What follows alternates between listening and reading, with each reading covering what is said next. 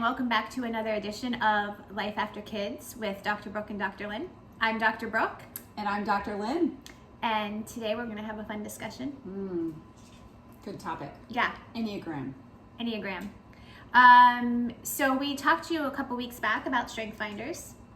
And we've had discussions about Enneagram and how they're different, but how they also complement each other when you just to learn more about yourself and sort of self-discovery with Enneagram at least. Yeah, I think with strengths, it's how you're hardwired, how you naturally think, form relationships, how you get things done, how you influence others. With Enneagram, it's all about coping.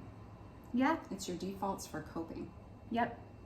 The Enneagram to me, I mean, I did strength finders with you and learned so much about my strengths for probably, I don't know, maybe 4 or 5 years, maybe longer before I was introduced to Enneagram. I've only been introduced to Enneagram. We've been talking about this for what, 2 years? 3 years? 4 years. Yeah, and one of my best friends, a close friend of yours too, Sarah, was the one that introduced me to it.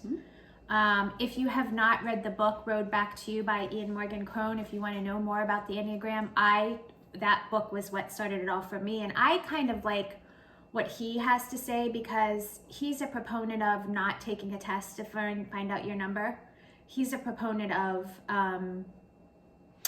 learning about the Enneagram, reading a couple books, maybe understanding it first, and then reflecting on yourself.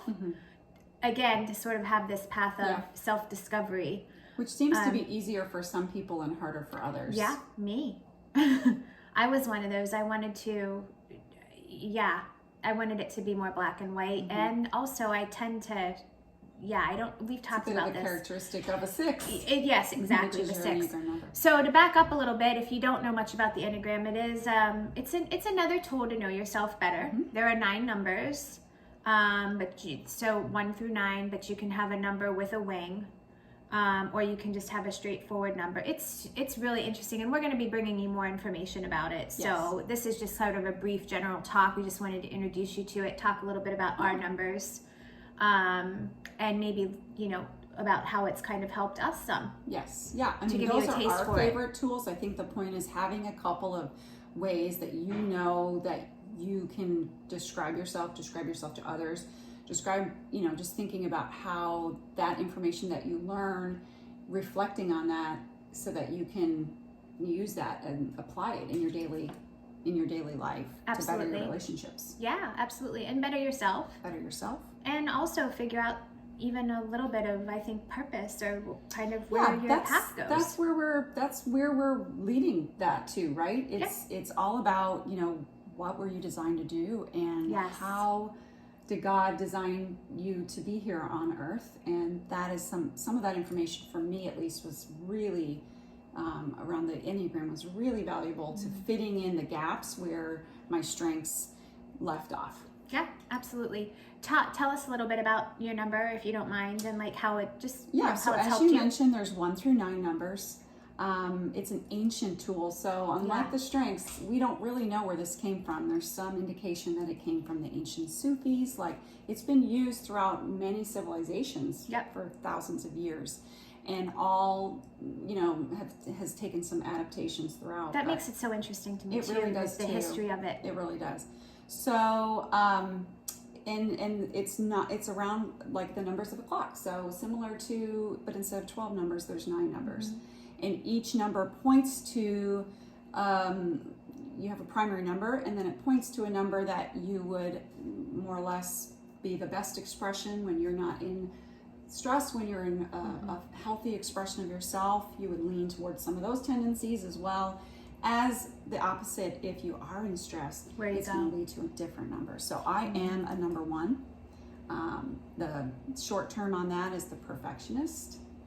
And my coping strategy would be to, control that, to try to look at the world ideally, to see things for what it could be, which can be a really good thing, especially an activist or philanthropist. Try to restore people or things to its full potential, which we love to do with health. Absolutely. But on the downside, it can be very aggravating if as we all know, nothing can be perfect. Right. But I think what I noticed for you, like it seemed to me just on the out as your friend on the outside looking in, as you sort of evolved through this and processed it, was like, once again, we've talked before about letting go of that, like if you have any guilt around like killing yourself because it's got to be perfect. Like for you, it was like, well, number one, I have to work on sometimes letting go of that. It's okay. But number two, that's just the way I am. And I don't have to hold everyone, like you don't have to hold me to that standard. Right. But you're going to do that for yourself. So and also in letting go, it was great to have those conversations with you, because you'll sometimes see those things and you'll say, well, that's your number one. And a light bulb will go off and I'll think, oh, sure enough. And it's just great to have, you know, your spouse or your friend letting them in on that information. So we're going to teach you some things about the Enneagram that you can pass along to use that.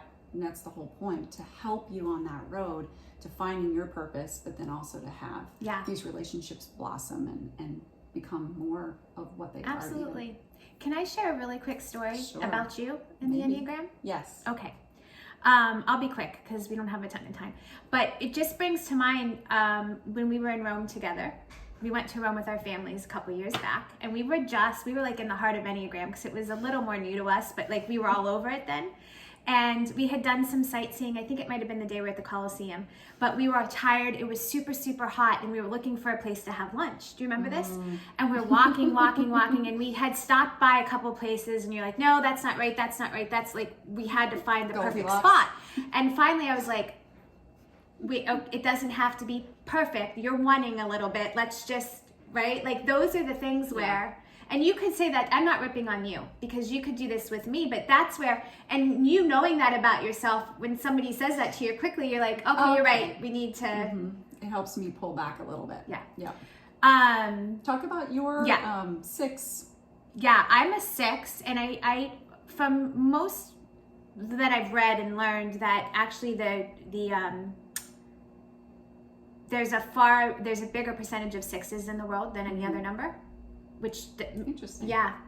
I would think for women as well. Yeah. So a 6 is a loyalist.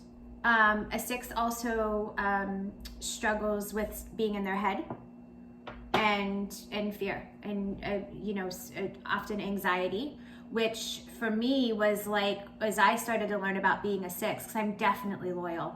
Like if you're my friend, it takes a while for you to get to my inner circle, but if you're there, like I am going to like do whatever I need to do for you.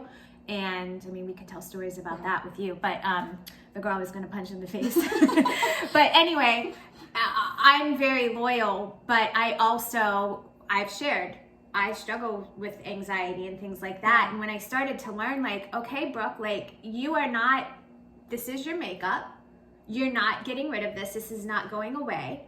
How are you going to do life to the best of your ability? And how are you going to own it and live with it and live well with it? So I'm hearing you say you basically first step was to accept it and then to, for lack of a better way to say it, make the best of it. So to see it for the highest expression and try to move towards that. Absolutely. Yeah, that's really good. And I would say, as your friend, is it fair to say that a big part of your healing with your emotional health and your resilience began after that time? Because I've seen dramatic changes with you since that in the last 3 to 4 years. Yes, I think there's a lot of things that I have done that I'll share as we walk down this path together, but that is one of them for sure. Yeah. Just understanding that, and when I find a tool or something that helps me, like I go all in. So I did reading, I did a lot of listening to podcasts. Ian Morgan has a great podcast.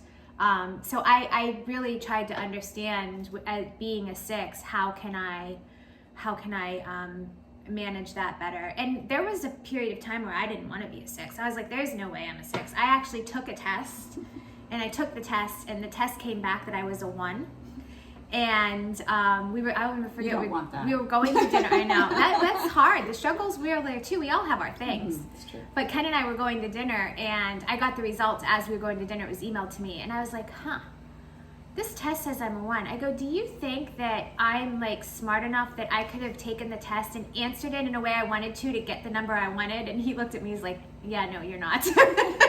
I was like, I don't know. So this doesn't make sense. But I landed back. And that's a struggle for sixes. Sixes are, from what I hear, a number that have the hardest time understanding who they are. Yeah. Or like figuring out their number. And I've told you this before too. Like my intuition, I'm in my head so much. There are other numbers that trust their gut or their heart. Or are in their gut or in their heart. Is a 6. You're in your head. I'm in my head. So I stay in my head a lot. I have to be cognizant of that. But also, there's no gut instinct there. There's no like trust your gut for me. Like if somebody says, well, how do you like trust your gut? What is your gut telling you? And that's really great for you to share, because there's, I'm sure, people listening who thought that was normal or thought that it was really abnormal, one or the two.